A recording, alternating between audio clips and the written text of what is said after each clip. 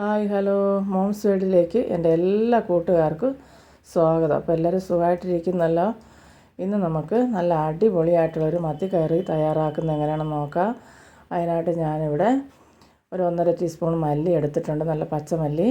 അതുപോലെ തന്നെ ആവശ്യത്തിനുള്ള മുളക്, എരിക്ക് ആവശ്യത്തിനുള്ള കുറച്ച് മുളക്, ഒരു 10-12 മുളകോളം ഉണ്ടിത്. കുറച്ച് കുരുമുളക്, ഒരു 5 അല്ലി വെളുത്തുള്ളി, ഒരു 4-5 ചുമന്നുള്ളി. അപ്പോൾ ഇതെല്ലാം ഇട്ട് കൊടുത്ത് ഒരു ചെറിയ പീസ് ഇഞ്ചി, ഇതെല്ലാം ഇട്ട് കൊടുത്ത് നമുക്കൊന്ന് വറുത്തെടുക്കാം. അപ്പോൾ തീ കുറച്ച് വെച്ച് കരിഞ്ഞു പോകാതെ നല്ലപോലെ ഒന്ന് വറുത്തെടുക്കണം. അപ്പം മത്തി ഇഷ്ടമില്ലാത്ത മലയാളി ആരുമില്ല. എല്ലാവർക്കും വറുത്തതായാലും കറി വെച്ചതായാലും പീര വറ്റിച്ചായാലും ഒക്കെ ഭയങ്കര ഇഷ്ടമല്ലേ. അപ്പോൾ അതാ ഞാൻ മുളക് മല്ലി ചൂടായി മൂത്ത് വന്നപ്പോഴത്തേനും കുറച്ച് വെളിച്ചെണ്ണ കൂടെ ഒഴിച്ച് കൊടുത്ത് ഒരു തണ്ട് കറിവേപ്പിലയും കൂടെ അതിൻ്റെ കൂടെ ഇട്ട് കൊടുത്തിട്ട് വറുക്കുന്നുണ്ട്. ഇനി ഞാനിതിനാവശ്യമുള്ള പുളി ഇതിനകത്ത് തന്നെ ഇട്ട് കൊടുക്കുക. പിഴിപുളിയാണ് എടുത്തേക്കുന്നത്. ഒരു ചെറിയൊരു ചെറുനാരങ്ങ വലിപ്പത്തിലുള്ള പുളിയും കൂടെ ഇതിലിട്ട് കൊടുത്തതിന് ശേഷം നമുക്ക് നല്ലപോലെ ഒന്ന് വറുത്ത് എടുക്കുക. ഇപ്പോൾ ഇതാ എല്ലാം നല്ലപോലെ ഒന്ന് മൂത്ത് വന്നിട്ടുണ്ട്. ഇനി ഒന്ന് തണുക്കാൻ വയ്ക്കാം. തണുത്തതിന് ശേഷം ഞാൻ മിക്സിയുടെ ജാറിലിട്ട് നല്ലപോലെ പേസ്റ്റ് ആയിട്ട് അടിച്ചെടുത്തിട്ടുണ്ട്. അപ്പോൾ ഇപ്പോൾ മൺചട്ടിയിലാണ് വയ്ക്കുന്നത്. മൺചട്ടി വയ്ക്കുമ്പോഴാണ് കറിക്കൊക്കെ പ്രത്യേക രുചി. അപ്പോൾ ഞാനിതാ മൺചട്ടി അടുപ്പത്ത് വെച്ച് ഒരു 3 ടീസ്പൂണ് വെളിച്ചെണ്ണ ഒഴിച്ച് കൊടുത്തിട്ടുണ്ട്. ഒരു 1/2 ടീസ്പൂണ് കടുക് ഇട്ട് കൊടുത്തു. അതുപോലെ തന്നെ ഒരു 1/2 ടീസ്പൂണ് പച്ച ഉലുവ പൊടിയല്ല, ഉലുവ ഇട്ട് കൊടുത്ത് ഒന്ന് പൊട്ടിച്ചെടുക്കുന്നുണ്ട്. ഏകദേശം ഒരു 1/4 ടീസ്പൂൺ വരുന്നുണ്ട് കേട്ടോ. അപ്പോൾ അതൊന്ന് പൊട്ടി വന്നതിന് ശേഷം ഒരു തണ്ട് കറിവേപ്പില ഇട്ട് കൊടുത്തു. ഇനി ഞാനൊരു 10-20 ചെറിയ ഉള്ളി, ചുമന്നുള്ളിയല്ലേ, തീരെ ചെറുതാണ് കേട്ടോ. അപ്പോൾ ഒരു 10-20 ഞാൻ എടുത്തിട്ടുണ്ട്. ആ ചുവന്നുള്ളി ഒന്ന് കല്ലേ വെച്ച് ഞാൻ ചതച്ചെടുത്തത്. അപ്പോൾ അതും കൂടെ ഒന്ന് ഇട്ട് കൊടുത്ത് നമുക്ക് നല്ലപോലെ ഒന്ന് വഴറ്റിയെടുക്കണം. നല്ലപോലെ ഒന്ന് വഴന്ന് വരട്ടെ.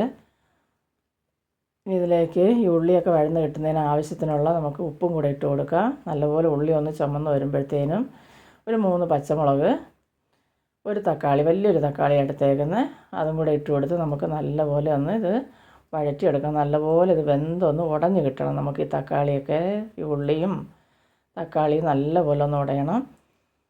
അപ്പോൾ ഈ ഉപ്പൊക്കെ ഇട്ട് നമ്മളിങ്ങനെ വഴറ്റുമ്പോൾ പെട്ടെന്ന് അത് ഉടഞ്ഞ് കിട്ടും. ഇപ്പോൾ കണ്ടോ, നമ്മുടെ തക്കാളിയൊക്കെ നല്ലപോലെ ഉടഞ്ഞ് വന്നിട്ടുണ്ട്. ഇനി നമുക്കിതിലേക്ക് നമ്മൾ അരച്ച് വെച്ചിരിക്കുന്ന അരപ്പ് ചേർത്ത് കൊടുക്കാം. മിക്സി ജാറ് കഴുകി ഒരു ഇച്ചിരി വെള്ളം വേണമെങ്കിൽ ഒഴിച്ച് കൊടുക്കുക. എന്നിട്ട് നമുക്ക് ഈ അരപ്പ് നല്ലപോലെ ഒന്ന് ഇവിടെ വഴറ്റിയെടുക്കണം. ഈ എണ്ണയിൽ ഒന്നുകൂടെ ഈ അരപ്പ് ഒന്ന് വഴറ്റിയെടുക്കുക. ഒന്ന് ചൂടാവട്ടെ. ഇതിലേക്ക് നമ്മൾ കുറച്ച് വെള്ളം ഒന്ന് ഒഴിച്ച് കൊടുത്ത് ഒന്നുകൂടെ ഒന്ന് ഇതാക്കിയെടുക്കുക. ഇപ്പോൾ നമ്മൾ ഈ വെള്ളം ഒഴിച്ച് കൊടുത്തു. ഇനിയിപ്പോൾ ഇതെല്ലാം ഒന്ന് തിളച്ച് ആ എണ്ണ തെളിയുന്ന വരെ നമുക്കൊന്ന് ഇളക്കി കൊടുക്കാം. കണ്ടല്ലോ, ഇപ്പം നമ്മളിത് തിളച്ച എണ്ണയൊക്കെ ഒന്ന് തെളിഞ്ഞ് വരുന്നുണ്ട്. ഇനി നമുക്ക് ആവശ്യത്തിനുള്ള വെള്ളം ഒഴിച്ച് കൊടുത്ത് തിളയ്ക്കാൻ വയ്ക്കാം. അപ്പം ചാറിന് എത്ര ചാറ് വേണമെന്ന് വെച്ചാൽ നമ്മൾ അതിനനുസരിച്ചുള്ള വെള്ളം ഒഴിച്ച് കൊടുക്കാം. ഒഴിച്ച് കൊടുത്ത് ഉപ്പൊക്കെ ഇട്ട് നമുക്കൊന്ന് അടച്ച് വെക്കണം. അപ്പോൾ അത് നല്ലപോലെ ഒന്ന് തിളച്ച് വരണം. അപ്പോൾ ഞാൻ മഞ്ഞൾപ്പൊടി ഇടാൻ മറന്നു കേട്ടോ. അപ്പോൾ അത് ഈ സമയത്ത് ഞാൻ ഓർമ്മ വന്നപ്പോൾ അത് ഇട്ട് കൊടുത്തു. എന്നിട്ടെല്ലാം ഒന്ന് കലക്കി വെച്ചിട്ടുണ്ട്. ഇപ്പോൾ അതാ നമ്മുടെ മീൻ അരപ്പ് നല്ലപോലെ തിളച്ച് വന്നിട്ടുണ്ട്. അപ്പോൾ നമുക്കിനി കഴുകി വൃത്തിയാക്കി വെച്ചേക്കുന്ന മത്തി ഇട്ട് കൊടുക്കാം. മത്തി എല്ലാവർക്കും ഭയങ്കര ഇഷ്ടമാണ്. പക്ഷേ മത്തിയുടെ വില അടുത്തോട്ട് ചെല്ലാൻ പറ്റത്തില്ല കേട്ടോ. ഭയങ്കര വിലയാണ്. എൻ്റെ ദൈവമേ, എങ്ങനെയാണ് ജീവിക്കുമെന്ന് ആലോചിക്കുക. നമുക്കൊക്കെ ഈ കുഞ്ഞു കുഞ്ഞു മീനായിരിക്കും ഇഷ്ടം. അപ്പോൾ ഈ മത്തിക്കൊക്കെ ഇങ്ങനെ വിലയാണ്. നമ്മൾ എന്തായാലും ഇച്ചിരി മേടിച്ചു. അപ്പോൾ ഇനി നമുക്കിതൊന്ന് അടച്ച് വയ്ക്കാം. അപ്പോൾ നല്ലപോലെ ഒന്ന് തിളച്ച് വന്നതിന് ശേഷം ചട്ടി ഒന്ന് ചുറ്റിച്ച് കൊടുക്കാം. നമുക്കിതുപോലെ അടി പിടിക്കാതെ.